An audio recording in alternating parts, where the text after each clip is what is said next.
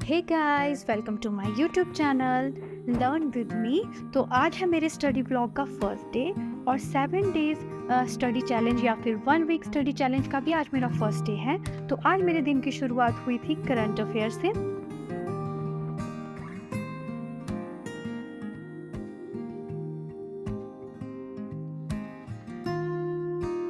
इसके बाद मैं अपने स्टडी टेबल पे आ गई हूँ और मैं भारत दर्पण बुक से इंडियन पॉलिटी पढ़ने वाली हूँ। मैं हिमाचल से बिलोंग करती हूँ और मेरी मास्टर्स पॉलिटिकल साइंस सब्जेक्ट में ही हुई है एचपी यूनिवर्सिटी से। इसलिए मैं सुबह सुबह पॉलिटिकल साइंस पढ़ लेती हूँ क्योंकि मुझे इसमें बहुत इंटरेस्ट आता है। और मैं आप सभी को भी यही सजेस्ट करूँगी कि जिस सब्जेक्ट में आपका थोड़ा भी इंटरेस्ट हो, आप सुबह सुबह वही सब्जेक्ट पढ़िए। कोई टफ सब्जेक्ट नहीं चूज़ कीजिए, क्योंकि अगर आप कोई टफ सब्जेक्ट सुबह सुबह ही चूज़ कर लेते हो तो आप सुबह सुबह ही सो जाओगे और आपका इंटरेस्ट बिल्कुल भी क्रिएट नहीं होगा, आपको कुछ भी समझ में नहीं आएगा। लेकिन इसके अलावा अगर आप कोई इंटरेस्ट वाला सब्जेक्ट चूज़ करते हो जिसमें आपका थोड़ा भी इंटरेस्ट है, तो आपका जो पूरा दिन होगा वो बहुत ही प्रोडक्टिव और ईजी बन जाएगा।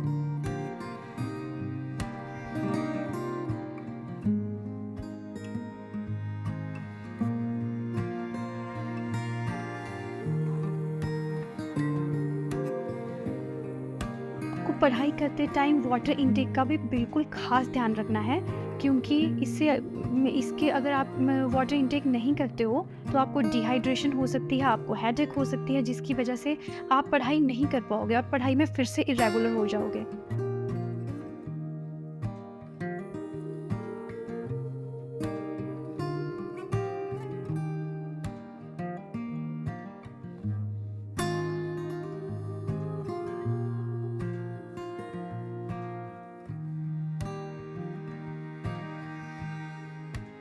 तो आज मैंने अपना ये इंडियन पॉलिटी वाला स्लॉट कंप्लीट कर लिया है। इसके बाद मैं 15 मिनट रेस्ट के बाद अपना अगला स्टडी स्लॉट शुरू कर रही हूँ, जिसमें मैं उपकार पब्लिकेशन से कंपैरेटिव पॉलिटिक्स पढ़ रही हूँ।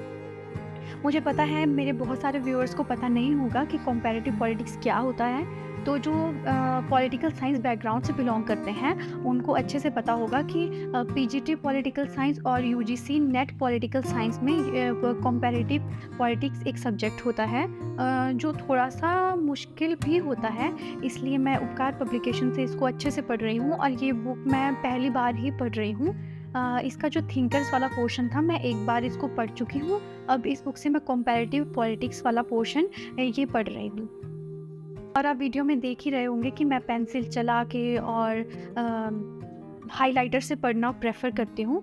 तो हाँ, ये बात बिल्कुल सच है, क्योंकि मुझसे ऐसे नहीं पढ़ा जाता। मेरे हाथ में पेंसिल पेन कुछ होना चाहिए, लेकिन मुझे पेन पसंद नहीं है अपनी किताब में लगाना। तो इसलिए मैं पेंसिल से उसको अंडरलाइन करती हूँ चीज़ों को, जो चीज़ें मुझे इम्पॉर्टेंट लगती हैं। और हाइलाइटर से मैं मोस्टली डेट्स या फिर जो मुझे बहुत इम्पॉर्टेंट लगता है उसको अंडरलाइन करती हूँ, क्योंकि डेट्स मुझे पर्सनली बहुत ज़्यादा याद नहीं रहती हैं। मुझे बहुत ट्रिक से उनको लर्न करना पड़ता है। इसके बाद मैंने 10-15 मिनट का ब्रेक लिया था। उसके बाद मैं अब अपना नेक्स्ट स्टडी स्लॉट शुरू कर रही हूँ, जिसमें मैं हिमाचल दर्पण से हिमाचल जीके पढ़ रही हूँ। हिमाचल जीके में मैं आज हिमाचल की राज्य व्यवस्था यानी कि हिमाचल की जो पॉलिटी है उसको पढ़ने जा रही हूँ।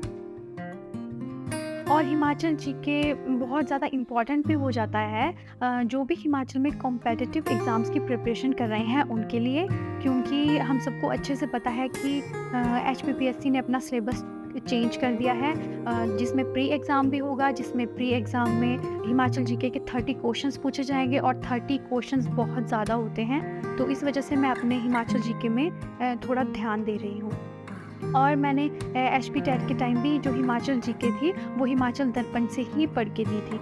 और एचपी टेट में भी वैसे काफ़ी क्वेश्चंस आते हैं हिमाचल जीके के।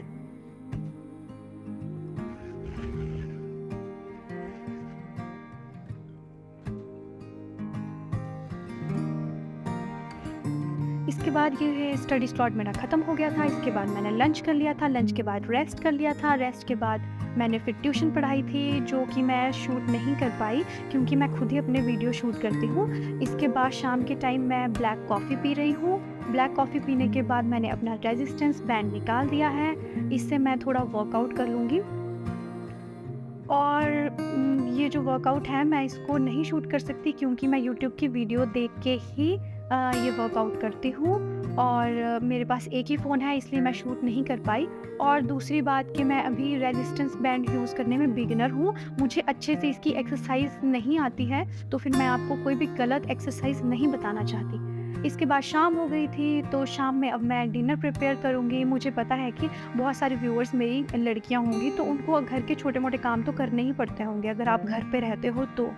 तो मुझे भी इस तरह से घर के छोटे-मोटे काम करने पड़ते हैं, तो मैं रात का खाना मैं ही घर पे बनाती हूँ और रात के बर्तन भी मैं ही घर पे धोती हूँ।